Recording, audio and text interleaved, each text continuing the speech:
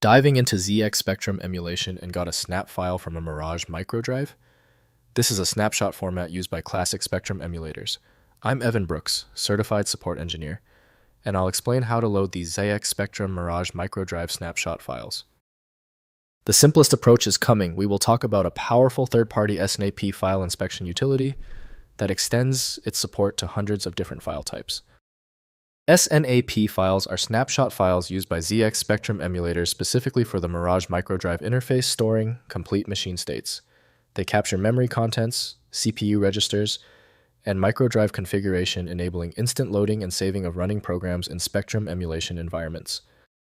SNAP files store a complete ZX Spectrum machine state, including 48K or 128K RAM contents, Z80 CPU register values, interrupt state, and Mirage Microdrive cartridge data. The binary format follows emulator-specific conventions for capturing the precise computer state at the moment of snapshot creation. The native handler for SNAP files is usually XZX-Pro from Eric Kunze. The decompression process demands a dedicated application for safety and accuracy. Windows can't interpret the detailed content, so proper access depends on the intended data program. Begin the search for the correct application association. Right-click the SNAP file and choose Open With. Use XZX-Pro first. If it's absent, select another program. This test sequence is necessary for all stubborn SNAP files. When a SNAP file fails to open, it is usually for a basic reason. Since the software rejected the file, we need to find the root cause. Here are the 3 essential steps we will take right now to isolate the problem. First, loading in Spectrum emulators. Use ZX Spectrum emulators like Fuse Spectaculator or ZX Spin, which support snapshot loading. Launch the emulator and use File then Load Snapshot, or drag the snap file into the emulator window. The Spectrum state restores instantly to the captured moment, ready to continue execution. Next, converting snapshot formats.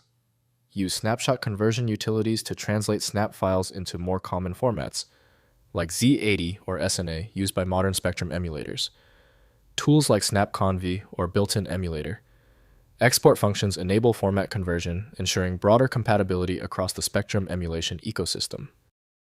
Finally, examining with Hex Editor. Open the snap file in HXD Hex Editor to examine the snapshot structure and memory contents. The Z80 register values appear in the header followed by RAM data.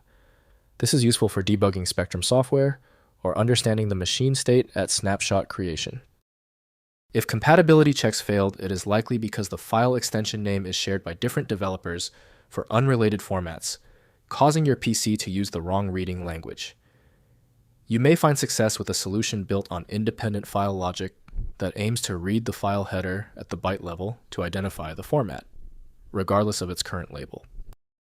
Because the specialized software couldn't access your file, you need a dedicated universal solution.